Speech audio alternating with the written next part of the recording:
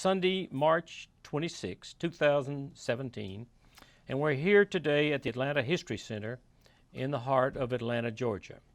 My name is Frank Luton, and I'm a volunteer at the Atlanta History Center, and with me is Sue Verhoff, Director of Oral History and Genealogy at the Atlanta History Center, and Barbara Bevis Luton, who is the niece of Mr. Jim Bevis here. We're here today to record the oral history of Mr. Jim Bevis, who served in the U.S. Navy and was assigned to the Marine Corps during the Vietnam War. Mr. Bevis's oral history is being recorded for the Atlanta History Center's Veteran History Project in partnership with the Library of Congress. And we're so honored to have you with us today, Mr. Bevis, and thank you for participating in this project. And remember, anytime you want to take a break, it's okay. And if we'll start, just state your full name and date of birth, and then if you would go into your early childhood, growing up years, and all of that, and your background and your family, and we'll proceed. Thank you, Frank. I am Jimmy Marion Bevis, and that's B as in Bravo, E as in Echo, V as in Victor, I as in India, S as in Sam. I was born January the 16th, 1944 in Dyer County, Tennessee. I was born on a farm and reared on that farm. I'm the youngest of 8 children. My oldest brother, MC, served in the United States Navy in the South Pacific during World War II. My oldest brother-in-law, Ed Simpson, served in the U.S. Army, and he served in Patton's Army in the European campaign during World War II. I have another brother-in-law, or had another brother-in-law, that served in Korea. His name was Ray Logan, and he was in the United States Air Force. I was educated primarily at the Dyersburg High School in Dyersburg, Tennessee. From there, I attended the University of Arkansas in Fayetteville from 1962 to 1966. I hold a bachelor's degree from the University of Memphis in Memphis, Tennessee. I hold a master's degree in health administration from Trinity University in San Antonio, Texas. I grew up in the United Methodist Church, small church in rural Dyer County. I became an Episcopalian when I was at the University of Arkansas. Became an Episcopalian because a girlfriend in high school took me to the Episcopal Church. I spent a number of years, I don't know how many, that I would say I was unchurched. Most of it after Vietnam. I was married in 1966 to Marjorie Dober. She is better known as Dusty. Dusty and I had 2 sons, Thomas Woodley Bevis, who currently lives in Atlanta, Georgia, and John Dober Bevis, who currently lives in Knoxville, Tennessee. I am divorced from Marjorie. I married Amanda Lynn Keltner in 1996. Amanda had 2 children from a previous marriage. Joshua Lee Pettigrew, who lives in Nashville, Tennessee, and Rachel Lynn Pettigrew, who lives in Jackson, Tennessee. And I don't think I mentioned earlier, but I live in Jackson, Tennessee, currently. My professional career after the Navy consisted of managing large physician group practices. And when I say large, there were always more than 100 physicians in the group. We were a very small group of people in the country. There weren't many of us doing that. I worked in Jackson, Tennessee. I worked in Evansville, Indiana. I worked in Paducah, Kentucky. And then we moved back to Jackson, Tennessee in 2001. I failed to mention earlier that Joshua Pettigrew, who lives in Nashville, has a child, and her name is Miller Augusta Pettigrew, and she is our first and only grandchild, and she is now approximately 6 months old. My second career after managing group practices was kind of a combination of several things. I had a consulting business with medical groups. I traveled quite a bit from Redondo Beach, California to Elmira, New York, and all in between doing consulting. And I also do woodwork. I enjoy building custom furniture, and still continue to do that. I don't do consulting anymore. I do substitute teach in a high school in Jackson named Trinity Christian Academy, and I enjoy that very much. But it's something I can do when I want to and not do when I don't want to.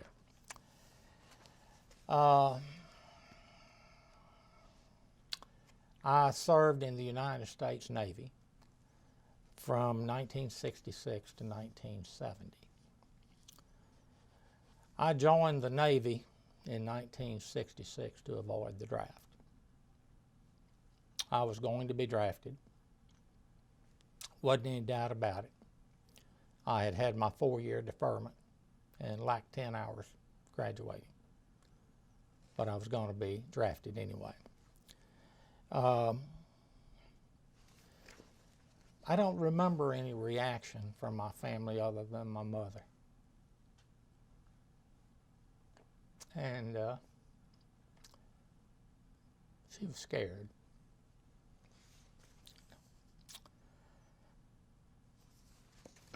What I'm about to tell you today about my experience in Vietnam is the truth as I know it and as I remember it.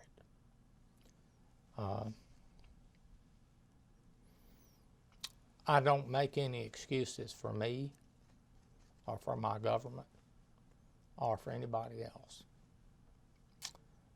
And anything that I say today, please understand, is not said with malice. I'm not angry anymore. Through the 50 years now? Through the 50 years, and thought and reading and trying to understand what war is about and what Vietnam was about, I have developed some philosophies about war, which I'd like to share with you. First of all, war, in my definition, is all of the horrible things that one man can think to do to another man. Even though we don't know that other man, we still want to do these horrible things to him. Wars are fought by honorable men, but normally wars are made by less than honorable men for purposes that are usually self-serving. I don't think Vietnam could be excluded from that. You know, Frank, I wondered for a long time why they sent young men to war. And I finally figured it out. Old men won't go. You know, in Vietnam, the 15 months I was there. Jim, talk about when you went into the Navy and that period of time, where did you go and how did you get training before you went to Vietnam? Yeah, I got that. Okay, got that. I got that. In Vietnam, there were no heroes. Yet we all were heroes in one way or another. From my friend and classmate who won the Medal of Honor to those people who supported the combat troops but never saw any combat. We were all heroes, everybody. We were doing a job the best that we could possibly do it with what we had to do it with and under the circumstances.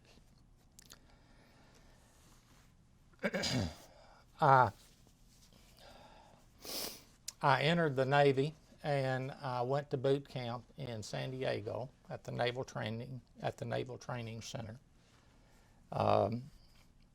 From there, I was assigned to go to Hospital Corpsman School in San Diego. Interesting note here is that there were 52 people, men, in my boot camp company. 47 of us went to Hospital Corps School. Didn't seem to make any difference how we tested aptitude-wise. Hospital Corpsman is what the Navy needed. And as I was told very clearly, you belong to the United States Navy, and we will do with you what we wish to do with you. And I understand that. Anyway, went to Hospital Corps School in San Diego. Did well. I graduated at the top of the class, which might surprise some people. It doesn't surprise me. From there, I received orders to Balboa Naval Hospital there in San Diego. At the time, Balboa Naval Hospital was the largest hospital in the world. There were more than 2,000 beds there. And that was a pretty uneventful time in my military history. Then one day, I received a little packet that had orders in it, and the orders assigned me to field medical school at Camp Pendleton, California, and assigned me to the Marine Corps. And I was to report to Camp Pendleton, and field medical school was about 6 weeks, I think. And the additional orders in that packet assigned me to the 9th Marine Amphibious Brigade.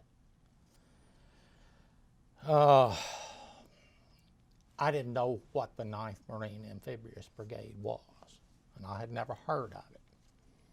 But asking around, I found that there were 7 corpsmen at Balboa Naval Hospital that had received these exact same orders. They didn't know what the 9th Marine Amphibious Brigade was either. So we proceeded to go over to the Marine Corps barracks and see if we could find somebody who knew what this was. You know, we didn't have an internet service at the time where we could Google everything and find it. So we went to the Marine Corps barracks, and there was a top sergeant sitting at the desk there, and we asked him what 9th Marine Amphibious Brigade was. He said, "I don't know. Why are you asking that?" You know, I said, well, we have orders there, the 7 of us. And he said, I'm not sure I know. I'll try to find out. Come back tomorrow. So we came back tomorrow, and this gentleman said, I still don't know what it is. It appears that it is on Okinawa/Vietnam, but I can't find anything firm about it. So we went to Camp Pendleton, and we did field medical school, and we still didn't know where the hell we were going, you know, or what we were going to be doing. So what did field medical school teach you? Well, it taught us how to fire an M16, how to fire a .45 pistol, which was supposedly our weapon, how to function in the field in dealing with wounds and amputations and bodies and whatever you were going to encounter when you were in a war combat situation. And so that's what we learned in field medical school. Okay. And so anyway,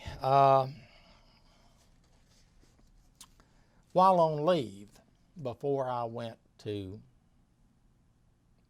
wherever I was going after field medical school, I was home on leave, and my best friend from high school was on leave from the Army, and we visited, and one night,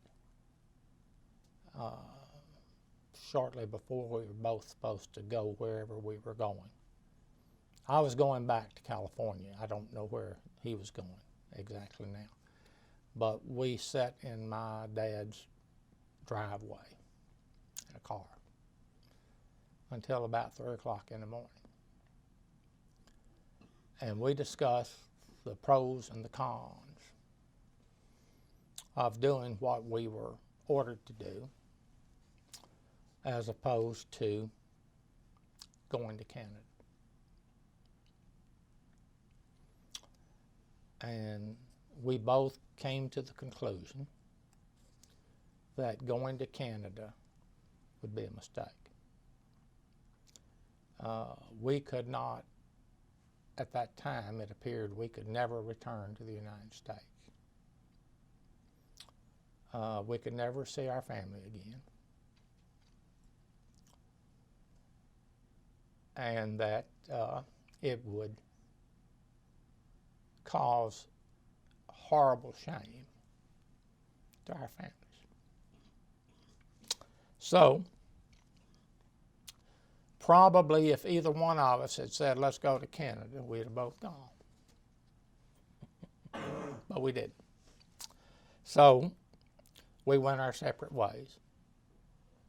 And he went wherever he was going, and he was in the Army, and he had orders to Vietnam. And so we went our separate ways, and we both went to Vietnam eventually.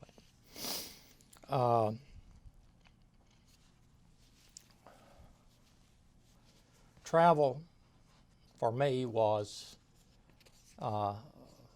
actually I went to Camp Pendleton again after leave, and stayed there maybe 2 days or 3 days or something like that. And then they transported us to Norton Air Force Base, and we boarded aircraft, and I thought it was a strange route, but it's the way we went. We flew from Norton to Anchorage, Alaska, from Anchorage to Osaka, Japan, and from Osaka, Japan to Okinawa. And a note of interest, and some of you folks out there will recall that there was an airplane going to Okinawa that was following the same route that wandered into Russian airspace and was forced to land, and the plane and all of the occupants were held for several days. That was 2 flights after mine. Don't know that makes any difference, but it's part of history.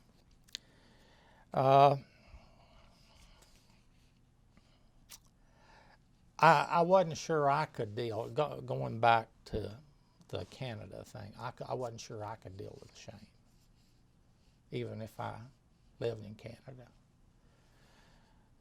Of course, little did I know, and I'll address this later, little did I know what sort of shame I was going to feel later on when I came back. Now, to get into Vietnam, when we got to Okinawa, and when I say we, I'm talking about what I call the Magnificent Seven. That was the corpsman that had orders to the 9th Marine Amphibious Brigade. When we got off of the airplane, we were immediately separated from all the other folks and taken to a room. And we sat there, I don't know, it seemed like ever, I mean, we hadn't slept. You know, the sun never set all the way going to Okinawa. It was not a fun flight. Anyway, we sat in this room for a good while. And this Marine officer, I don't know what he was, probably a colonel, I don't remember, came in and he addressed us by name. And he said, now, you gentlemen are here for a specific purpose. And you all have top secret clearance. And I raised my hand and I said, I don't think I do, sir. He says, yes, you do. You may not know that you have it, but you do. So he said, now we're going to transport you to Camp Swab on the north side of Okinawa. And while you're there, you will learn techniques of survival. And then you will be given information as to what your mission is going to be. You cannot tell where you are or what you're doing. I thought, man, this is strange, you know. Here I was having a big time back at Balboa Naval Hospital, and here I am here, you know, doing this. Anyway, couldn't tell anybody where we were or what we were doing or why we were doing it, because we didn't know why. We just knew we were there, you know. And we were transported to Camp Swab, which was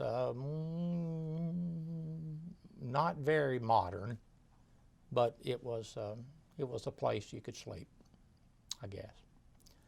And we did go through some rather intense survival training. We had to learn to rappel down a rope out of a helicopter from about 200 feet up. We had to make 3 parachute jumps out of a helicopter. We had to spend 3 days and 2 nights in the forest with one companion, figuring out how we were going to eat and survive. Anyway, we did that. We did all those things. And now, understand, there was a large number of Marines doing the same thing. wasn't just us 7 corpsmen, but there were a bunch of people doing it at the same time.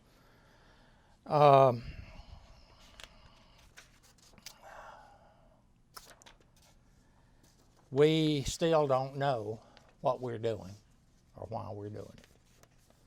And I'm thinking we were probably 6 weeks there, maybe 2 months. I'm not sure. The time period, it kind of gets fuzzy, you know. But we, finally the time came, I guess. And we were all, as the military said, mustered into a room, a big room, and we were given forms that says, this is to be completed. This is your last will and testimony.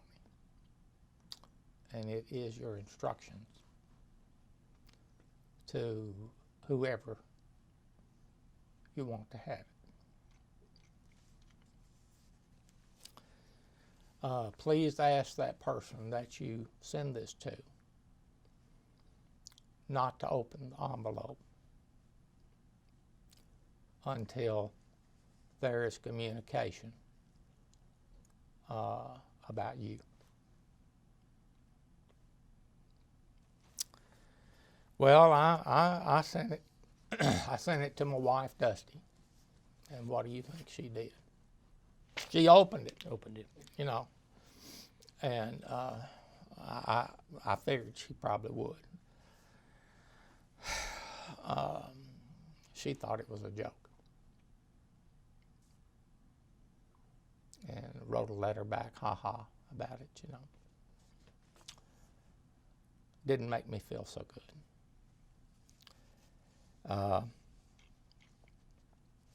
I guess 2 or 3 days later. By the way, these things that we filled out, these wills and testimonies, were not going to be mailed until the mission had begun. Now, we still don't know what the mission is. Okay. And so a couple of days later, we were, everybody, the Marines and us, the corpsmen, the 7 corpsmen, and we were loaded onto buses and transported to the Air Force Base on the island of Okinawa. And we were kind of herded into a hangar with our belongings. And we were told that we could not leave the hangar, and there could be no further communications of any sort. Any letters we wrote would be destroyed. And so we still don't know what we're doing there, why we're there. So anyway, I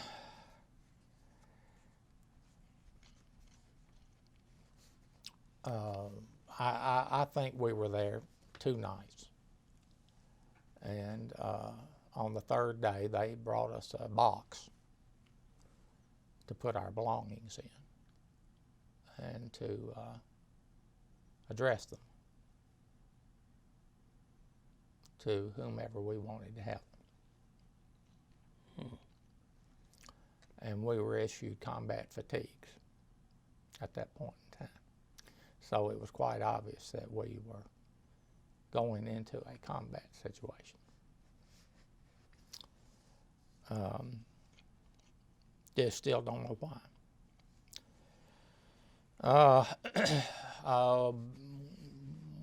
About 1 o'clock in the morning, we were all awakened, and we were issued a chit, a boarding chit.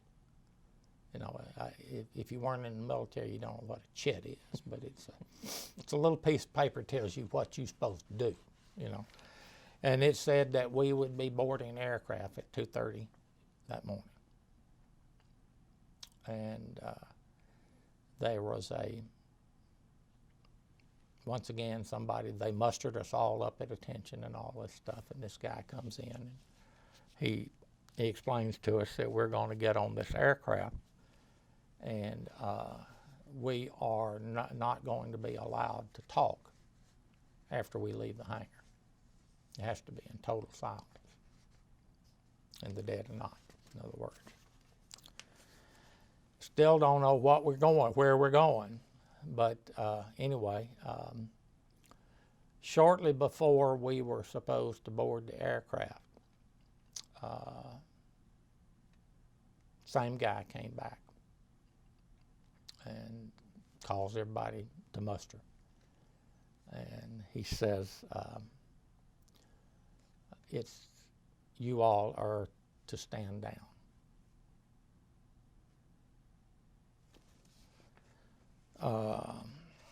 The mission has been canceled.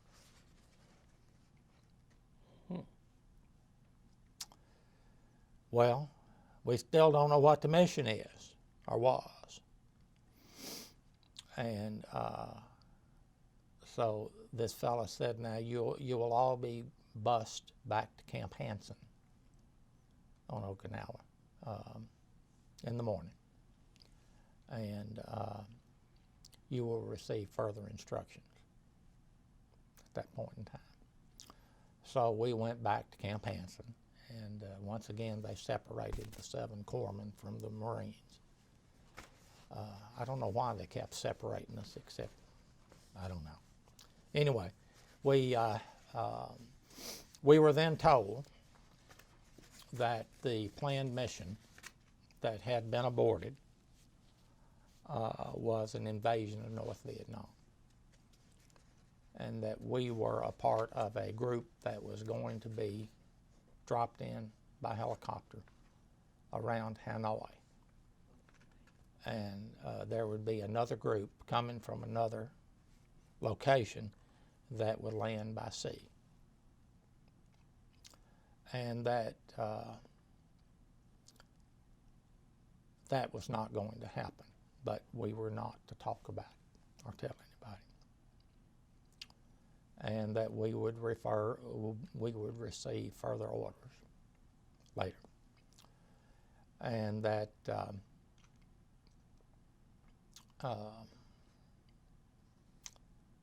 if the mission had come off, and it had failed, we were told very clearly that the United States government would deny any knowledge of that.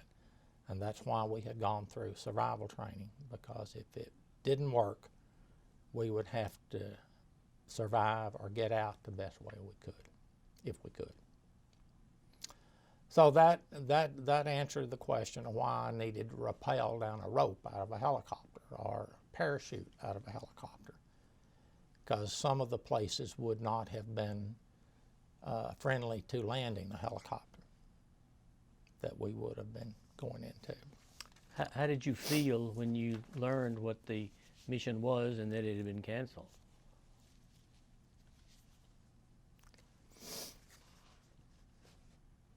There were several emotions.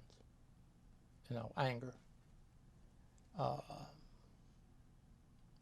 kind of disappointment that here we'd been kept in suspense, and we had done this and we'd trained for this, but it really wasn't disappointment.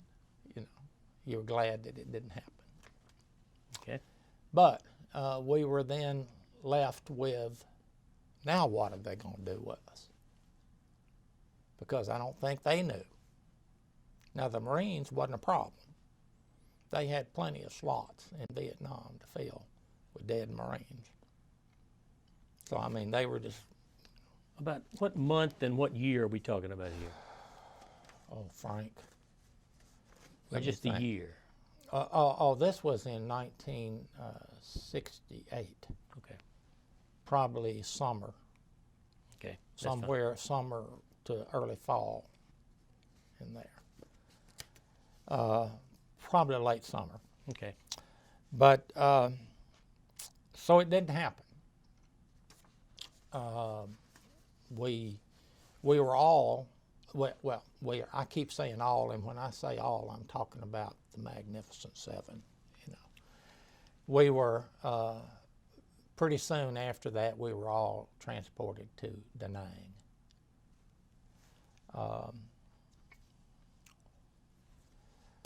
This is probably how some of the folks felt about it, but it doesn't make any difference. We were transported to Da Nang, and I was assigned to the 26th Marines, functioning out of Quang Tri, which was in the very upper northeast section of South Vietnam. Quang Tri was right adjacent to the DMZ. The 26th Marines were functioning along the DMZ and the Laotian border at that point in time. And we were in what was called the Vietnam Highlands. It was rather mountainous, but jungle mountainous. Beautiful countryside from the air, you know. Just wasn't very pretty down on the ground. But anyway, I was assigned to the 26th Marines, and after I'd been with the 26th Marines, this is a field unit, somewhere around about 90 days. And once again, here comes the infamous envelope, you know, and it says I am to report to the USS Princeton in the South China Sea, somewhere, and that I've been assigned to a collecting and clearing platoon. Okay, man, that sounds good, right?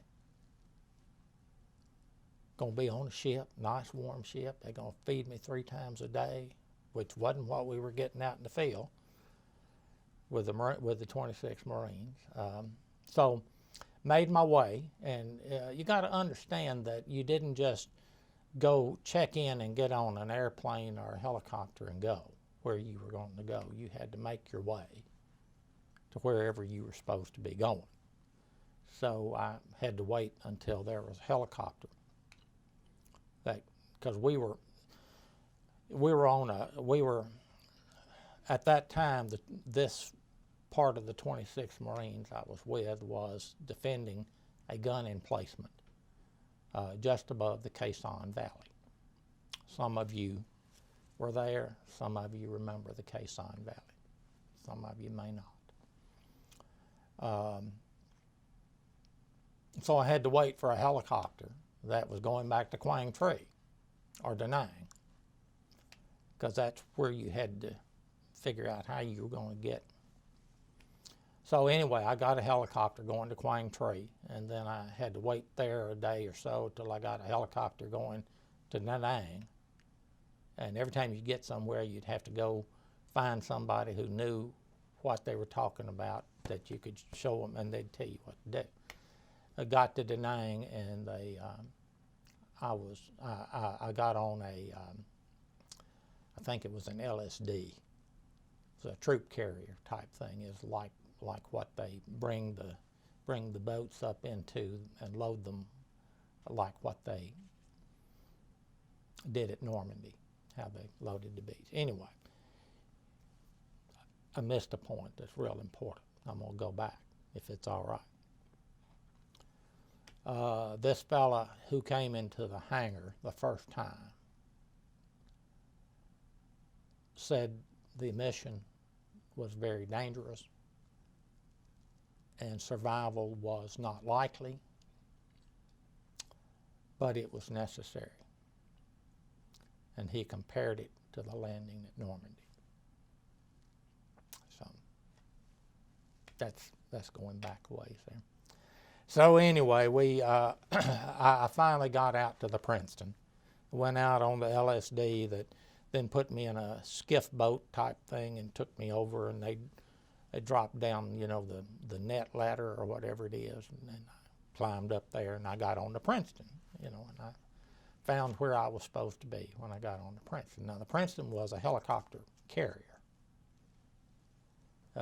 It had been an aircraft carrier during World War II, but had been converted to helicopters for Vietnam purposes. And found where I was going, to only learn that this nice cush job that it looked like I had gotten wasn't quite as cush, you know, because I was going to be flying Medevacs. I was going to be flying in country off the ship to pick up dead and wounded and to bring them back either to the Princeton or to the USS Repose or to the military hospital at Cam Bay. We were still up in that north part of the South China Sea. So it wasn't so cush after all. But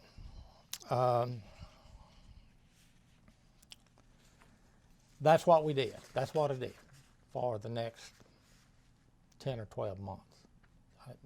I lose track of time, you know. And we flew every day. You know, there were very few days that we didn't fly at least one mission. And it wasn't uncommon to fly 4 or 5 missions into a combat battle zone. Of course, it was, as somebody said, we were rattling in on a hot LZ, which meant that as we came in, there was significant fire at the helicopter. And we did have machine gunners on both sides of the helicopters. And they would begin laying down a line of fire as we came in to pick up the dead or the wounded. Of course, they couldn't fire while we were loading the helicopter. You know, we'd have killed everybody out there, I guess. I don't know.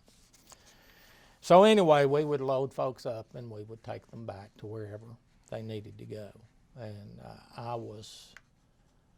I had to make the decision as to where we took them based on the severity of their wound. If they were dead, we took them back to the Princeton.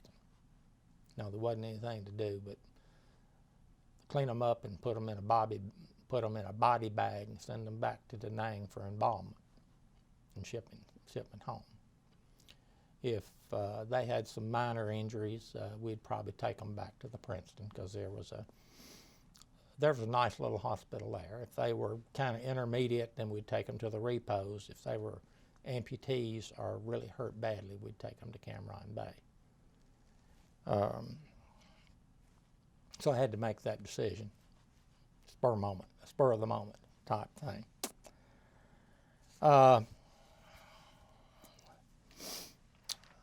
About 6 weeks before I was due to rotate back, the infamous envelope comes again, you know, and you think, you know, what is it this time? Well, it was ordering me back to Camp Hansen. God only knows why, because when I got there, nobody knew I was coming or what they were going to do with me. But anyway, so I had 6 weeks there that I worked sick bay, and I did whatever I needed to be done. It was about 6 weeks, I guess, and then we came home. While I was there, of course, I received my orders back stateside, and I received orders to the Construction Battalion Center in Gulfport, Mississippi. Now, Frank, you probably remember, but there was a dream sheet that you filled out that listed the places that you might like to go. And through the mail, Dusty and I had decided that since we had never lived in New England, and we only had 9 months left in the Navy, and the Navy would move us there and move us back, that that might be a good experience.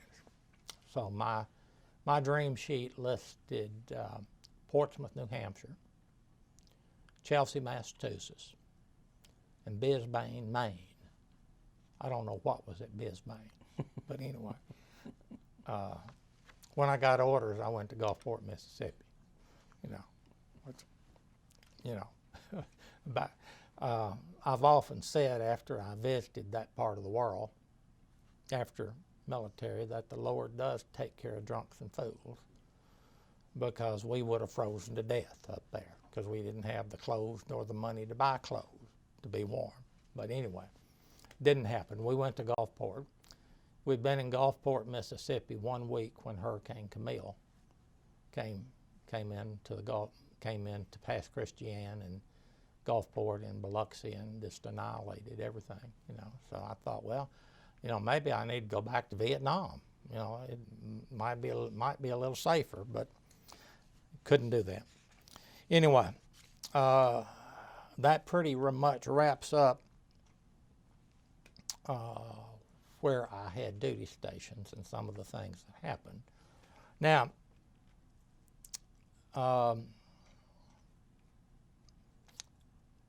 I left the Navy in June of 1970.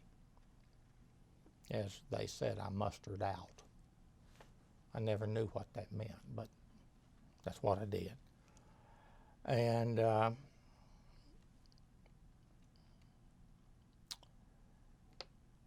when I got orders to come back to Gulfport, I was coming home as such. And I was probably more anxious about coming home than I was about staying. Don't know why, but I was.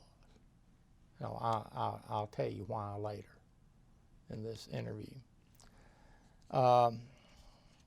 Anyway, they turned me loose in June of 1970, and we moved back to Memphis, and I began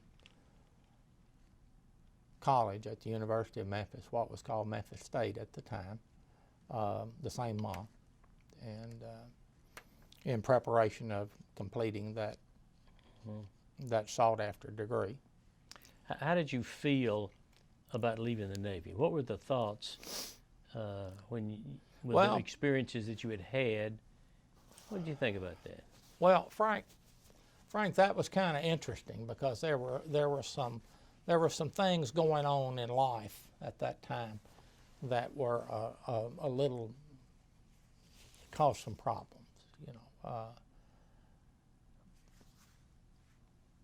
When we figured out we were going to be getting out, we had a surprise in the form of a pregnancy.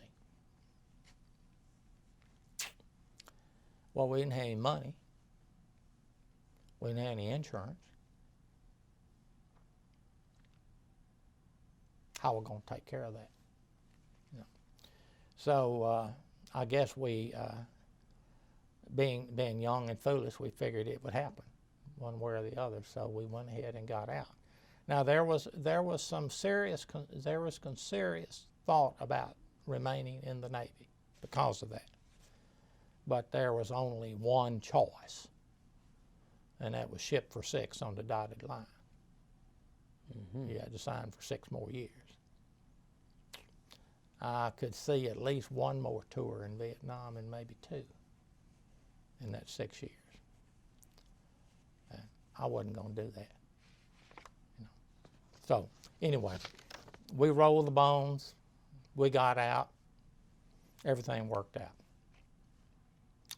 But I really had some hesitancy because of that situation, not because I wanted to stay in the Navy. Being in the Navy and being in Vietnam, Frank, is one of those things that gets better the further you get from it. The further you get away from it, it looks a whole lot better than it did at the time you were there, you know.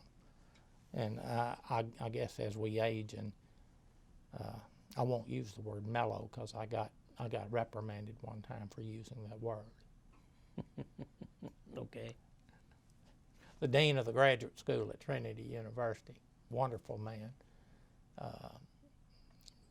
I was in his philosophy for management class one day, and he said something, and I said, "Well, Dean Deuce, it sounds like you may have mellowed through the years." And he turned around and he said, "Mr. Bevis, do you know what mellowed means?" And I said, "Well, I guess not, Dean." He said, "It means overripe or rotten, and I am neither." That's just a funny. Anyway, went back to school at Memphis, graduated, went to school at Trinity in San Antonio for my master's degree, and that was because I didn't have a clue as to what I needed to do with me, you know. But I had to do something, you know. We now had two little boys. We had to figure out how to buy groceries, you know, and that sort of stuff. How'd your family back home in West Tennessee, what was their reaction when you decided to get out of the Navy? You have any thoughts about that? Don't know. Don't have a clue. Okay. You know,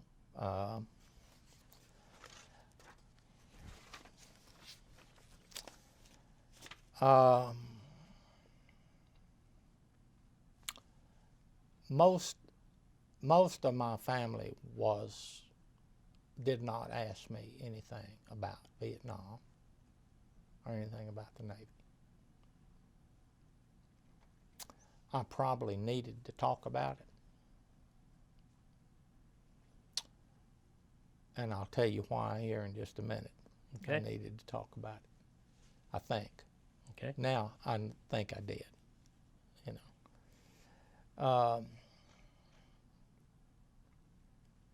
But I didn't get any feedback about getting out of the Navy. Of course, my mother was elated. You know, she was scared to death the whole time I was in the Navy. So.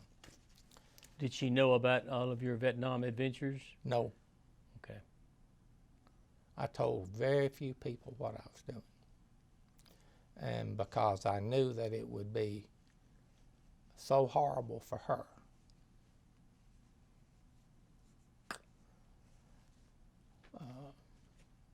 Of course, communication was limited. Letters. Dusty wrote to me. My mother wrote to me.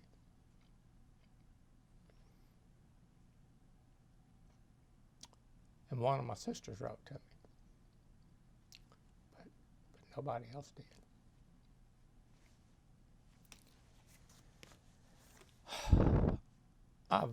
I've listed some significant events in Vietnam that I'd like to share. Okay. Of course, the number one was the aborted mission. Had that happened, I wouldn't be sitting here probably today. I'd be somewhere in North Vietnam in a shallow grave, or maybe not in a grave at all. And so that was very significant.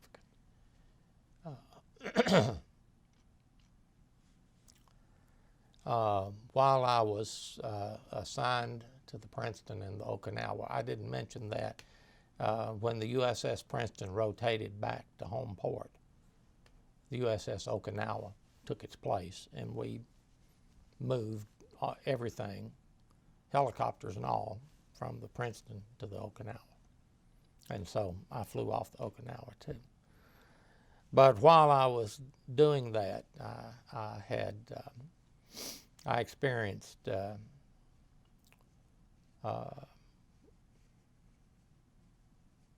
2 times being shot down. The helicopter shot down, going in to pick up wounded. We crashed in the South China Sea one time, which was because the aircraft was wounded, and it didn't make it back to the Princeton. But anyway, I survived those things. Everybody didn't. Another event that occurred when I was with the 26th Marines,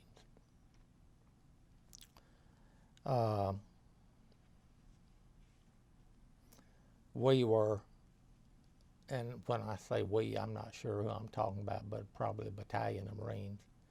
We were ordered into the DMZ. And for those of you who don't know, that was the demilitarized zone that nobody fought in. But anyway, we were asked to go up there to take care of some rocket launching areas where the North Vietnamese troops, not Viet Cong, but North Vietnamese troops, were firing rockets into Quang Tri and those different areas. And while we were there, the President of the United States, Lyndon Johnson, decided that he needed to halt the bombing of the DMZ in order to try to help Hubert Humphrey get elected President of the United States. So they halted the bombing with us there and no air support.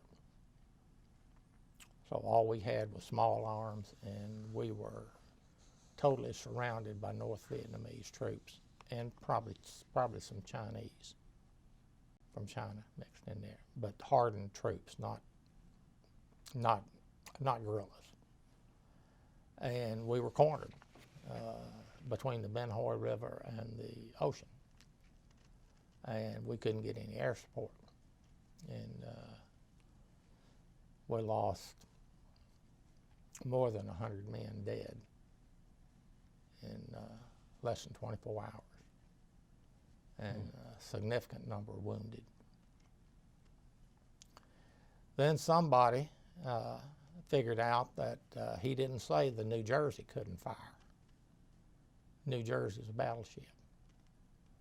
So they pulled the New Jersey as near shoreline as they could and began firing those 10-inch guns.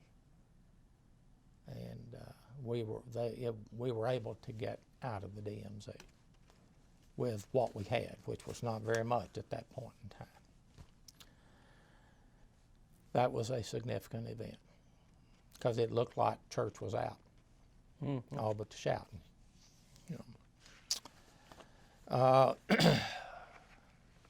It was obvious to me, and it was obvious to probably most of us that were there, that the people that we encountered, the Vietnamese people, did not support us being there.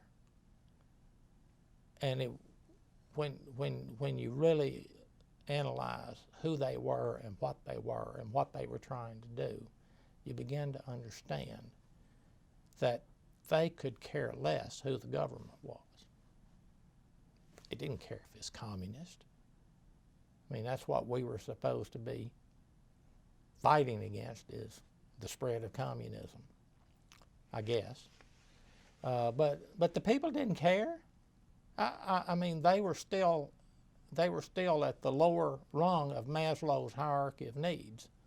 They were trying to figure out how to eat, how to get a bowl of rice and a fish head every day so that they could just survive. And we were people who were disrupting that to the point that they couldn't do that sometimes. You know, we sprayed their rice fields with Agent Orange, and we did all those things that damaged their ability to survive. So they didn't like us, most of them. Now I'll talk about one group that did in a little while. There was a group of people in the central highlands of Vietnam called the Montagnard tribes. Now, they were oftentimes referred to as the Yards, but Montagnard is the French word for mountaineer, and they had been isolated into the mountainous areas by the other folks in Vietnam. They did not look like the other people. They did not look Oriental. They looked more African. Was not uncommon for the men to be over 6 feet tall. Don't you have a picture? I do. Show that. I do have a picture, and I think it's a real interesting picture. I don't know. This is a Montagnard woman and some children, and they were very, very friendly toward us. And they were very much against the Viet Cong and the North Vietnamese, but they were also against the South Vietnamese government. They didn't like anybody but us, you know. And just as a continuance of that, Frank, this is a picture of this woman's village. And they were very friendly toward us. So there were some people who liked us, but most of the people in Vietnam thought we were a nuisance, and that we were more than a nuisance. We were interfering with their ability to make a living, and to buy. Well, they didn't buy groceries, but to have food to eat. So they just wanted us out of there. You know, they didn't care who else was there. Just get out.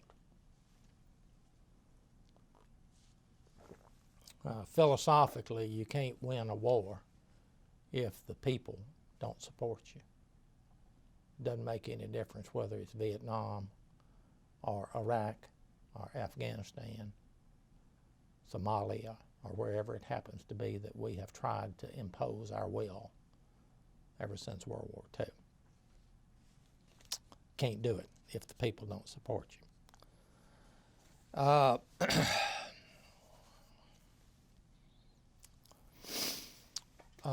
This is a point that I probably have never made to anybody.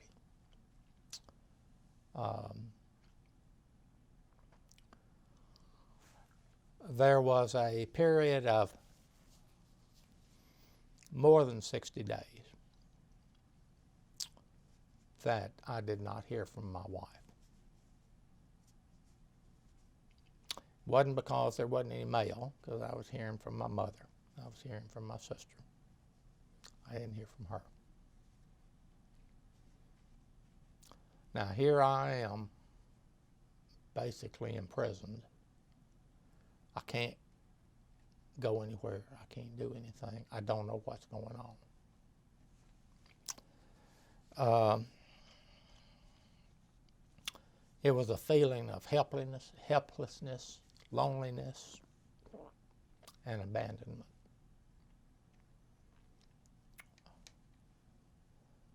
I never knew why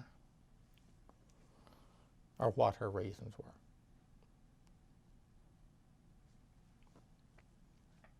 She never offered to share, and I never asked. I probably didn't want to know. And it was a feeling of anger that I carried for a long time. And I probably have just, in the last few years, gotten past that anger.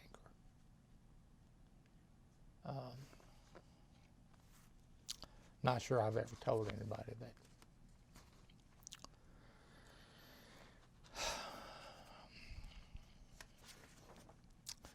This next story, or point, relates back to being with the 26th Marines and being cornered in the DMZ and no air support. I guess I one time decided if I go to hell, and maybe I won't, that Lyndon Johnson will be the gatekeeper. You know, don't know. He and John Kennedy may alternate in those two roles. But anyway, many's the time that not just me, but many of us who were there kind of cried out, maybe not verbally, but in our minds.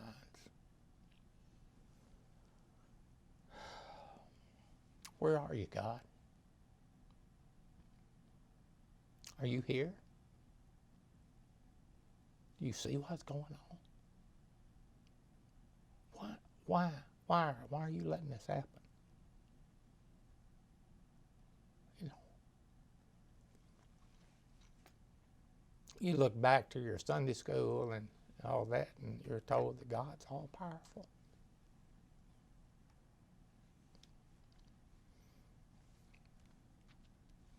Didn't answer me. Not in any way that I understood. May have, you know, but I didn't know it.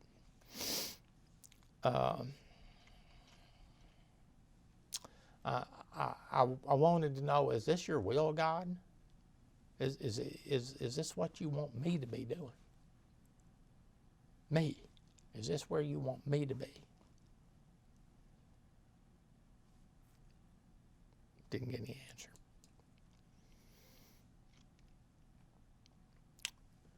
It appeared that probably God didn't care. Who knows? I don't guess I was ever fool enough to question that there wasn't a God. But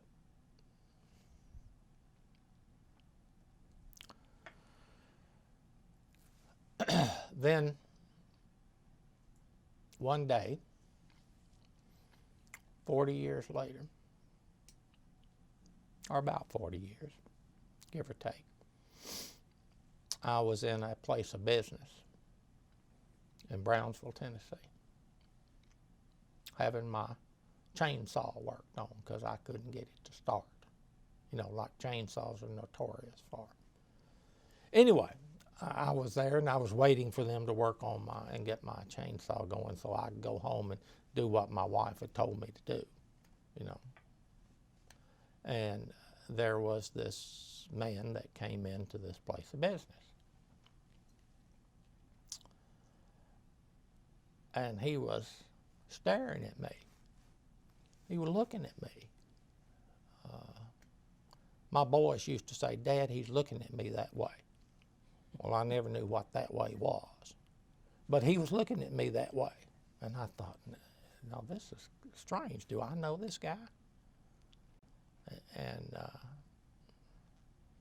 so I thought, well, the only thing to do is go over and speak to him, you know, and see if I do. And I went over and I offered my hand and gave him my name. And he took my hand. And he wouldn't let go. And I thought, okay, now you've done it. You've got yourself into a mess here. This is some nut, you know. And finally he said, "It's you, isn't it, Doc? It is you, isn't it?" And I said, "Well, I don't know what you're talking about. I'm sorry." He said, "Well, I know it's you." And I said, "Well, I don't know what you're talking about." So he says, "Weren't you a corpsman with the 26th Marines?" I said, "I was." "And do you remember when we were in the DMZ and we had lots of folks killed and wounded?" I said, "Yes, I do. I remember that very clearly." he said, "You saved my life."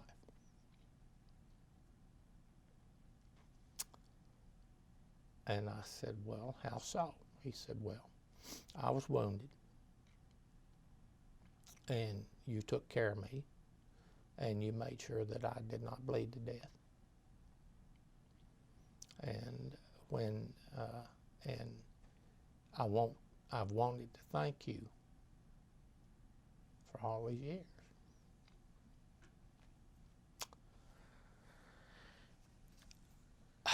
I said, "Well, I'm sorry, I don't remember you, but I appreciate your telling me this." And he said,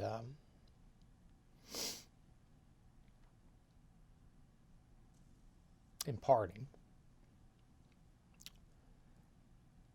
I asked him, "How did you recognize me? I know that I do not look like I did all those years ago. I just," he said, "It's your voice. When I heard you speak, I knew it was you." He said, "The last words that you said to me as I was loaded onto the helicopter to be flown out was, you told me it would be all right." And it was.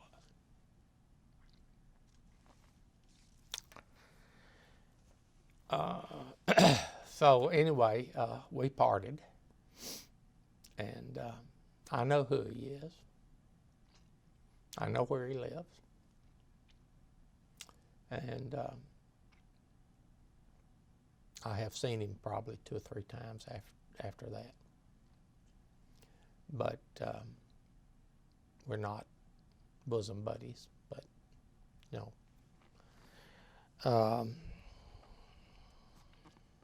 So I got my chainsaw. Yeah, you did.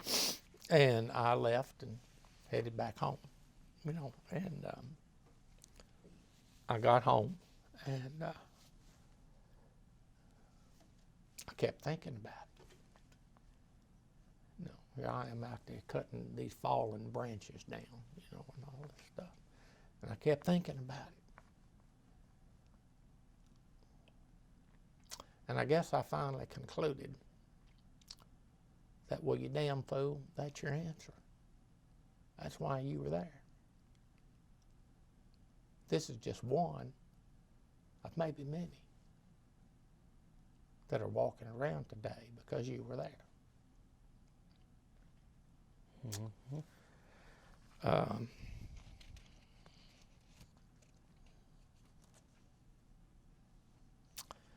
I guess that was God's answer.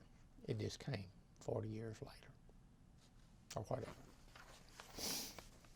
I use that story sometimes in addressing this to young people to make them understand that they don't always get the answer they want when they want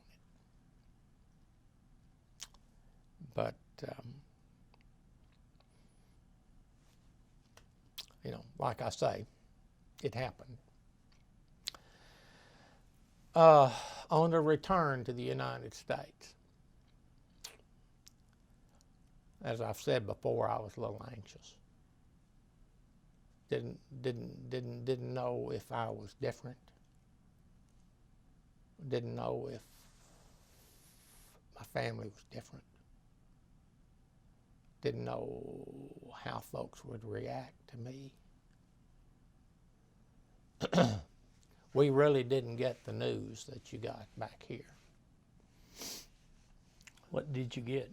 Well, you had the Armed Forces radio, but it never reported the protesters, and it never reported any of that stuff. If it was just a passing.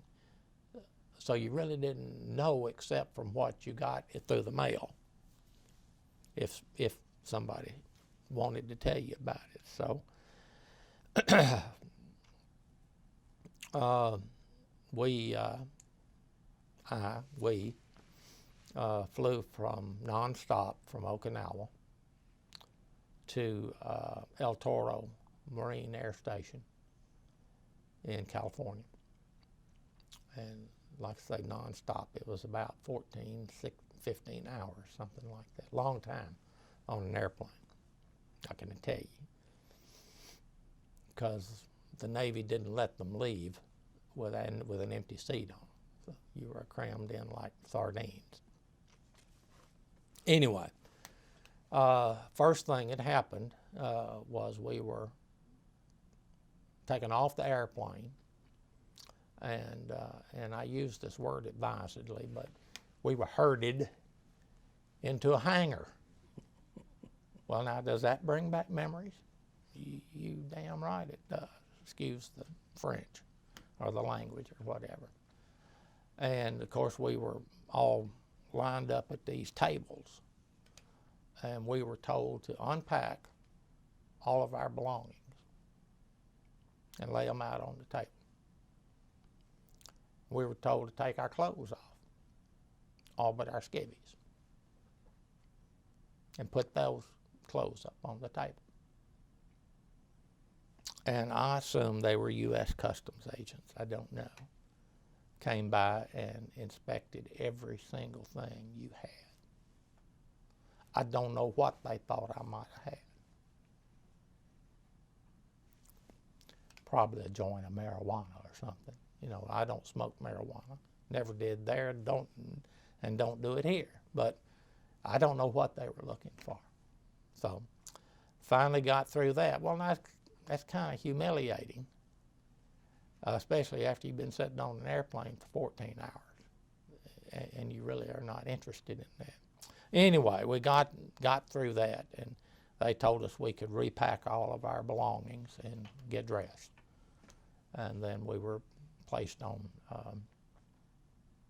we were put on buses, like school buses.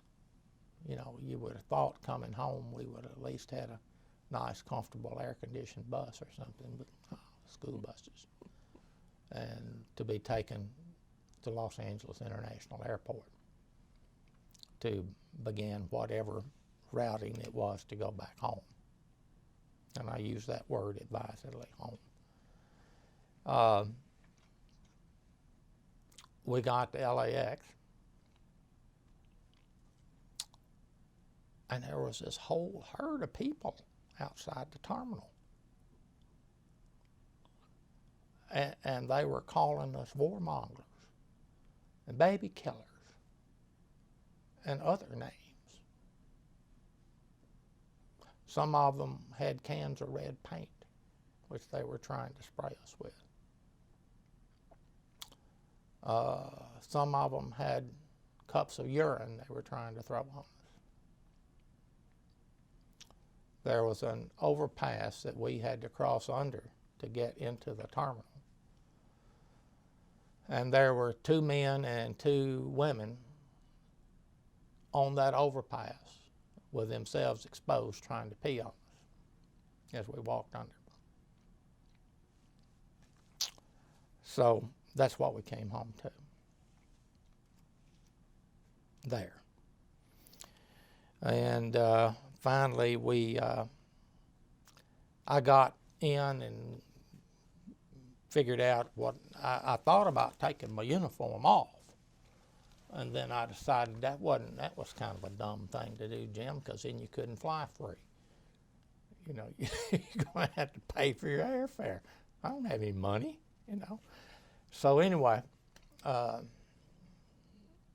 on the airplane and spent the night in the Dallas terminal because the flight went from Los Angeles to Dallas, and the flight from Dallas to Little Rock, which is where Dusty and my oldest son Thomas were living at the time, didn't go out till the next morning about 8 o'clock.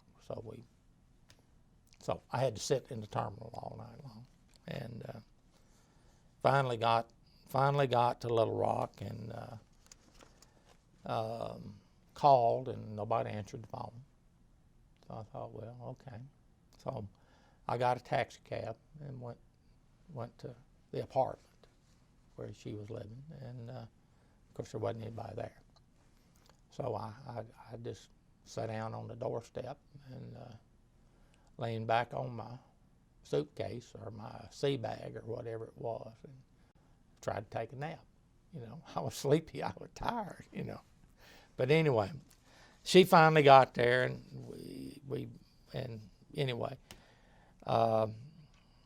then a couple of days later, we went to Dyer County, Tennessee. We went home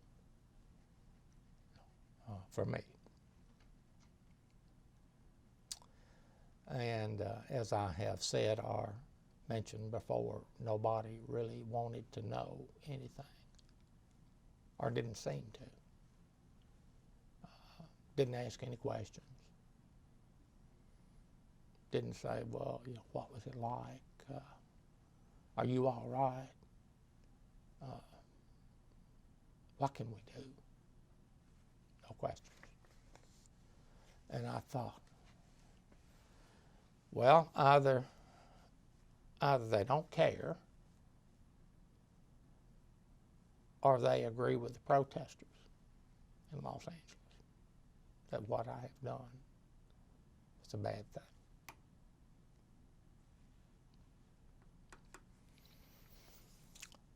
So what did you think about the protesters? I thought, well, these are crazy people. I'm not a baby killer. I'm not a warmonger. I'm not any of those things that they shouted out at us. But they must think I am, And then when you get home and you begin to not figure out why, you don't know why your family doesn't want to know. You wonder, were they right? Were those protesters right? Is that what my family thinks?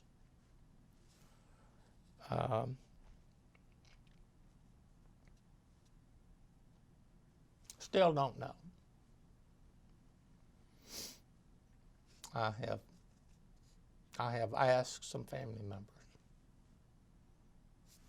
later, just recently, why didn't you ask me about that stuff? And they have said, we didn't know how you would react. It's like I was going to become a tyrant. I was going to be angry. They didn't know. It wasn't that they thought I was a bad person. They just didn't know how I would react. Would it send me into depression? Would it, they know. Okay.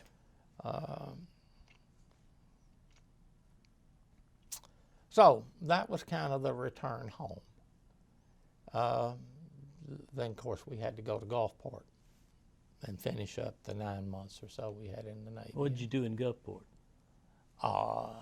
Very little.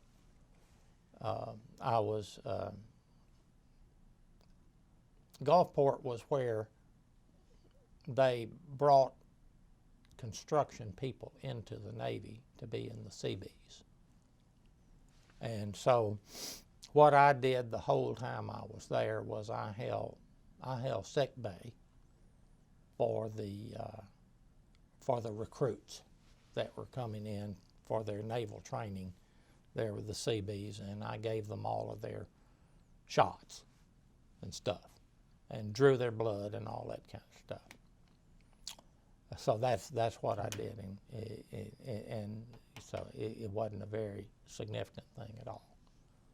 I did a lot more significant things when I was at Balboa Naval Hospital,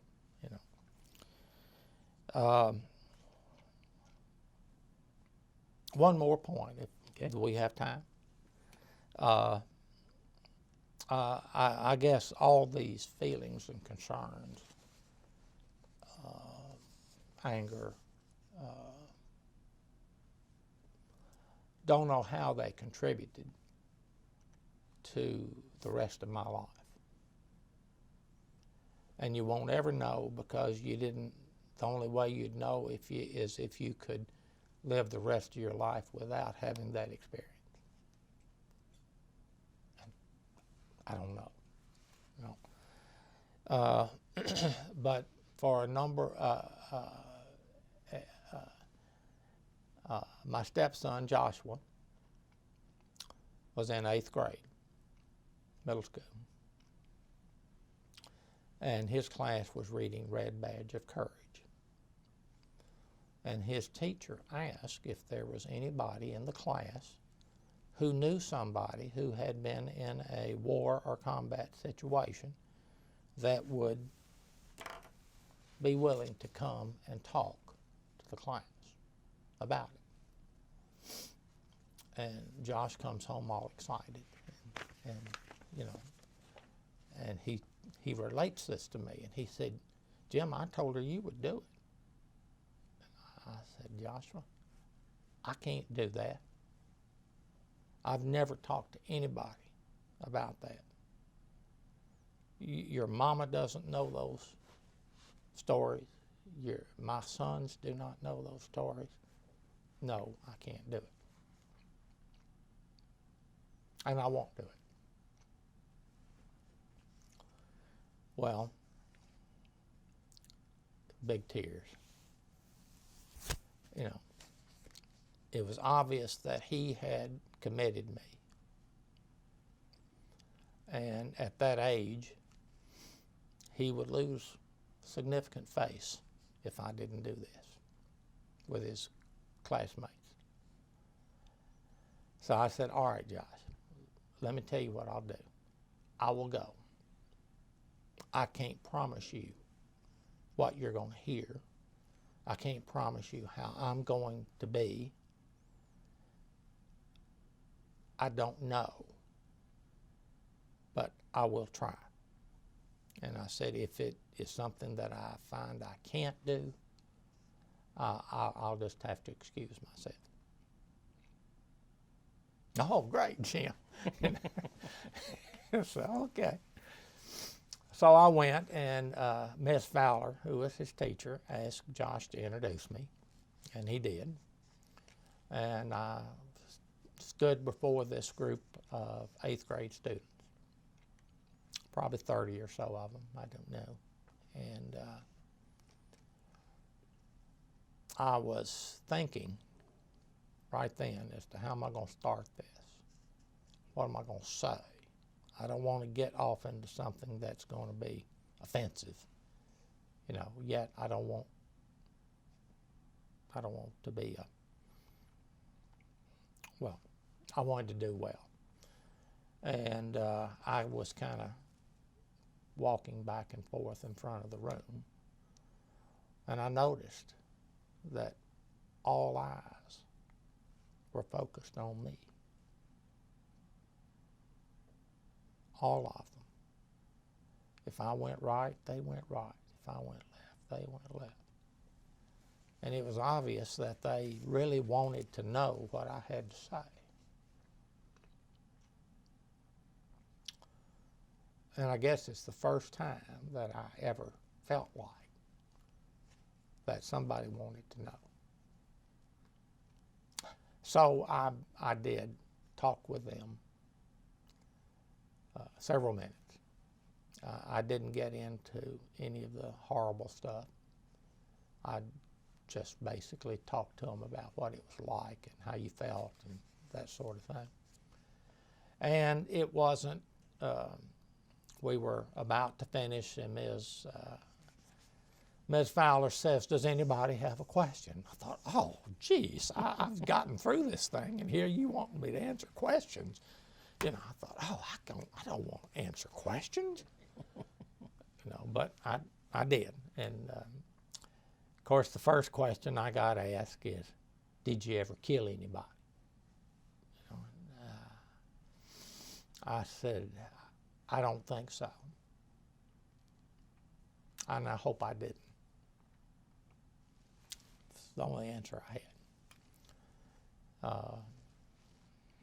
Then the next question, which was really a very good question, a young woman in the back said, "Would you do it again?" And my first response and my first answer was, absolutely not. And I decided, Jim, that's not a good answer. That's not a good answer. So I went back and I told her, I said, I'm sorry, but I'm going to have to retract that answer. It really has a two-part answer.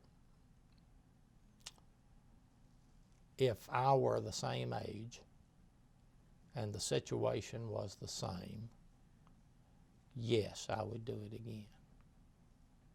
If it were now and today, no, I would not do it.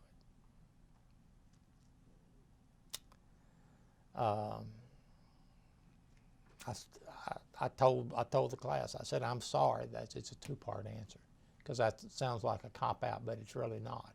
It's the truth, because I don't know, you know. So that went so well that it was like a catharsis.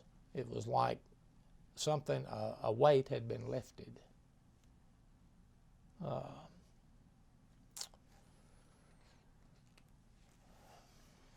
You know, well, yeah, you probably do know. Vietnam was the first war that the American people watched on TV. Every night on the news, there was a stack of bodies for body count of the Viet Cong or Vietnamese. There was even videotapes of firefights. You know, you, everybody watched it on TV, at the news. Made everybody there very, very vulnerable. It was also the first American war where somewhere along the way we decided that what happens in a war situation should be treated like we treat civilian criminals, i.e. Lieutenant Calley. Don't know if you know who Lieutenant Calley was, but he was charged with massacring a village. And I don't doubt that he and his men did that. But that wasn't the only time that occurred. And it wasn't the only time, and I wonder what language we would speak today. Would it be German or Japanese? If we had fought World War II with worrying about what we were doing in the combat zone and treating those people there as if they were criminals. Lieutenant Calley was not a criminal. He was maybe at least a half bubble off center, but he was not a criminal. He probably did what he was accused of. South Korean troops who were supposedly our allies there were brutal. I mean, brutal. If they were going to pass through a village, they would send a runner ahead and tell the village chieftain, if we take one round of fire, we will kill everything and everybody in this village. And if they took one round of fire, they killed everything, people, animals, piled them in a pile and burned them. South Koreans were brutal. But I guess we didn't want to try them in an American court.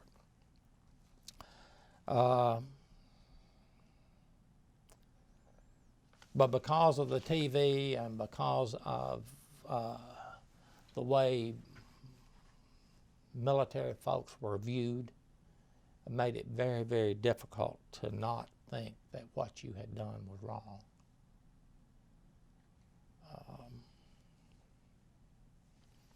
Now, I didn't receive any Purple Heart. Just a few years ago, I had to have a bone scan done. And the radiologist came in and said, "Mr. Bevis, when did you have a skull fracture?" I said, "Well, I don't know. What are you talking about?" He said, "Well," and he pointed to above my left eye. He said, "You've had a skull fracture there. When did you have that?" Well, the recollection went back to one of those helicopter crashes that I had a huge hematoma and a severe headache. But I didn't think about being wounded. You know, it was, I wasn't bleeding, you know, so I must be okay. So I guess I was wounded physically, but not to have been reported. Now, myself and probably most of the folks who serve in any combat situation are wounded. Their body may not be wounded, but their heart and their mind and probably even their very soul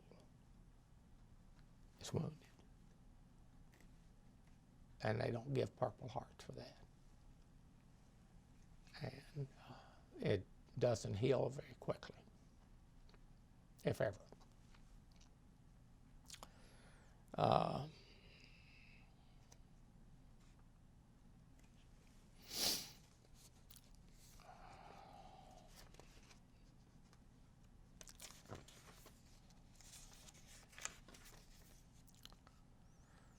You know,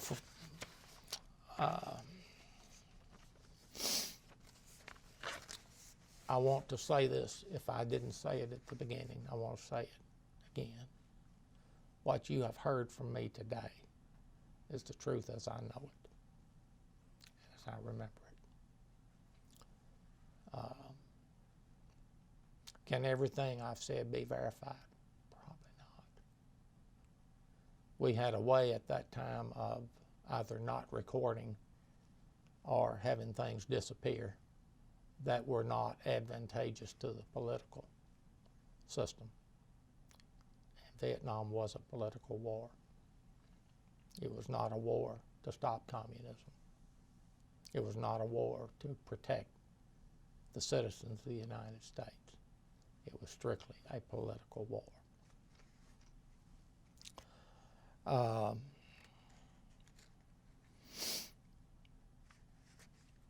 I'd like to, at this time, express my gratitude to the Library of Congress's Veterans History Project and to the Atlanta Historical Society for making this opportunity available to me. I want to thank Sue Verhoff. She's given up her Sunday afternoon to hear me ramble and rant and carry on. And I appreciate that very much.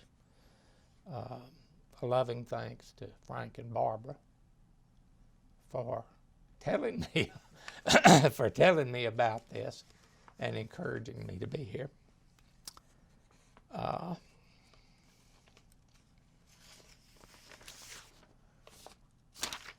You know, may God bless all of the veterans.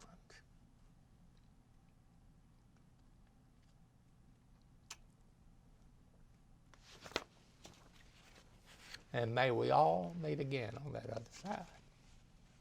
Thank you, Jim. Do you have any questions you want to? Okay. Any questions, Barbara? Okay. Do you have any more pictures that you wanted to show? Yeah, I do. Okay. I do. All right.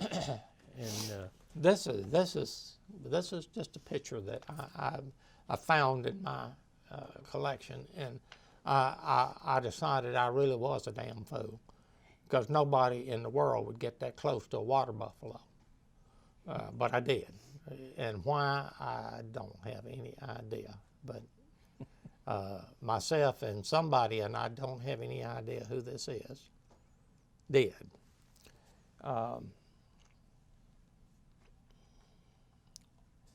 We cared for the population the medical folks that were there, cared for the civilian population. I delivered more babies there than you can imagine. Unfortunately, most of them were stillborn, or they died shortly after birth because the nutrition was horrible for them.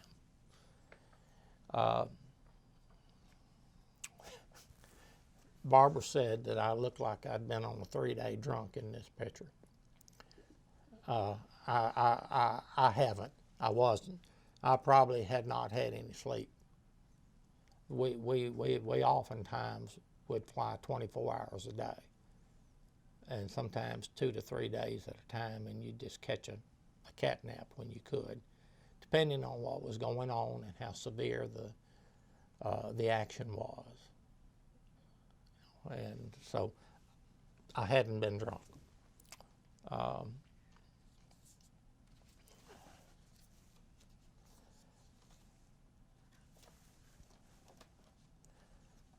I've got 3 other pictures, Frank.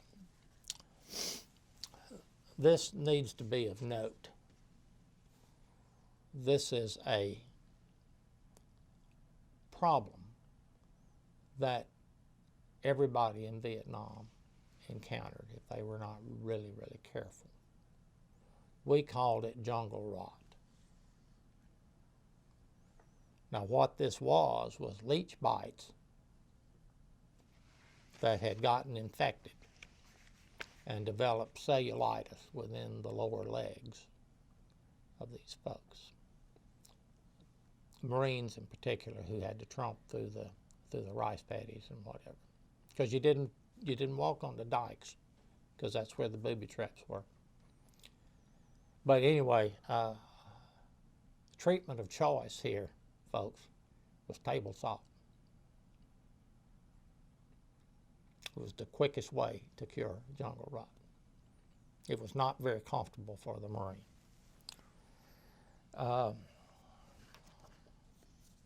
This picture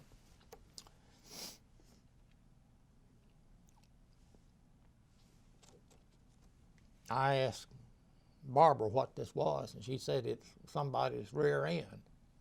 And I said, yeah, it is. This was the #1 medical problem amongst Marines,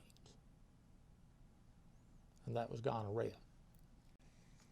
And this fellow was getting 600,000 units of penicillin to try to take care of that situation. Don't know if anybody else has even mentioned that sort of thing. I guess this is a picture of me probably after a flight, and I'm through. I hope I'm through for the day, so I'm kind of smiling and feeling pretty good about what's going on.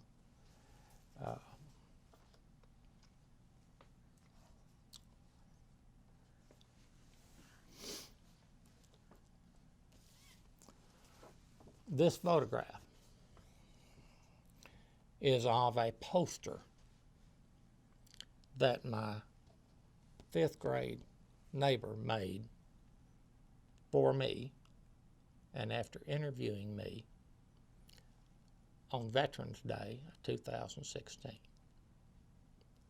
Now, I didn't bring the poster because I didn't want anything to happen to it, so I made a picture of it. I thought she did a wonderful job. And her name is Maddie Jane Abernathy. And she loves me. I think that's all, Frank. Thank you, Jim. Any questions? No, I think I'm good. You know, even now I can answer questions. I couldn't answer questions first time I talked about this thing. I have one question. Yeah. You talked about the North Vietnamese Army, Yeah. and you talked about the Viet Cong. Yes. Somehow, I didn't know there was a difference. What was the difference between those two? Viet Cong, Frank, were civilians that were fighting against the American troops and had fought against the French for however many years before, that were basically doing guerrilla warfare. They would set booby traps. They would throw a grenade at you and run. You know, and they were, and they'd just disappear.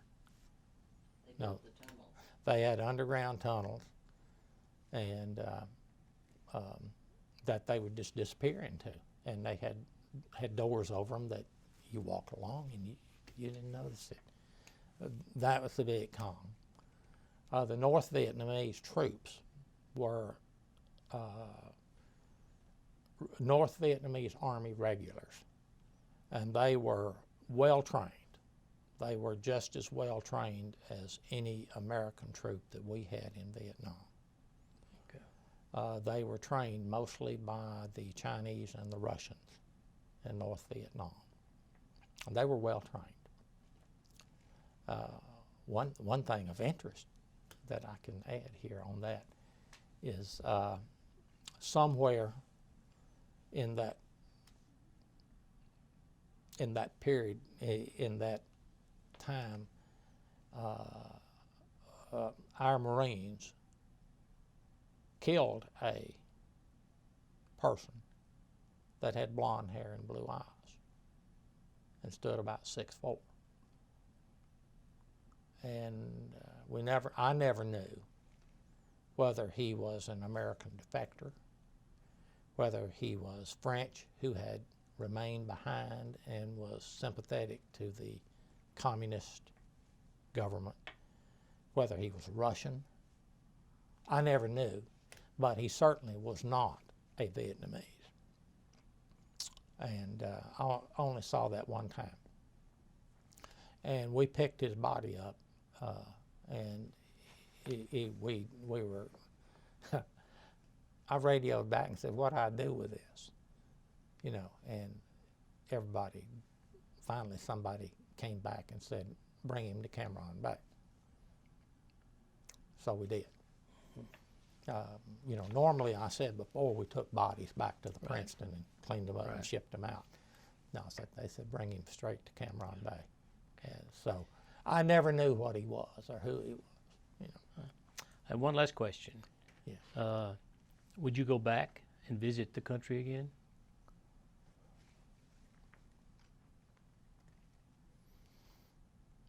No. Okay.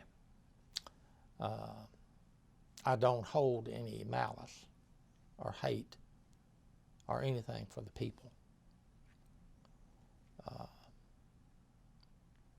I said before I had no malice and was making no excuses.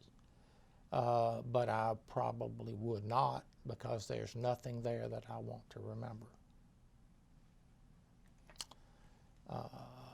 My wife says I have an unfounded prejudice, which I probably do, but I think it's founded. Okay. And I won't buy food that is processed in Vietnam, and I won't buy clothing that's made in Vietnam. Now that's I think we should all buy American products anyway. Okay. But so I guess I really do have a prejudice there that if I had to defend, I probably couldn't. You know. Okay. But no, I don't want to go back there. All right. Okay. No. I would like to see Saigon. I never saw Saigon. You know, I was always up along the DMZ and up in there. Well, thank you. Thank you for your service, and welcome home. Thank you for doing this, Jim.